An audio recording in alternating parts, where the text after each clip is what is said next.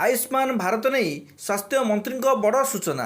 राज्य में चलित आर्थिक वर्ष ही यही आयुष्मान भारत योजना को लागू कर स्वास्थ्य मंत्री मुकेश महालिंग सूचना देइछन्ति। पूर्वर राज्य में गोपबंधु आरोग्य योजना रही बेले आयुष्मान भारत योजना सहित एमओयू हेबो। एही योजना अधीन 3.5 कोटी लोकों को स्वतंत्र कार्ड दिज्व। काश्मीर कन्याकुमारी जाए यही सुविधा मिलिबो। 37,000 हस्पिटाल रे यही योजना अधीन चिकित्सा हेबो।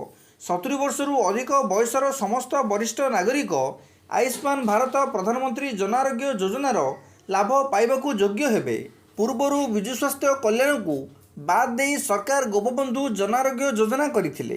तेबे भारत में आयुष्मान भारत केंद्र सरकार जारी करथिबा बेले राज्यवासी को यार फायदा लागू करने पई मोहन सरकार चेष्टा जारी रखिथिले। वर्तमान एने घोषणा करिसेंति स्वास्थ्य मंत्री।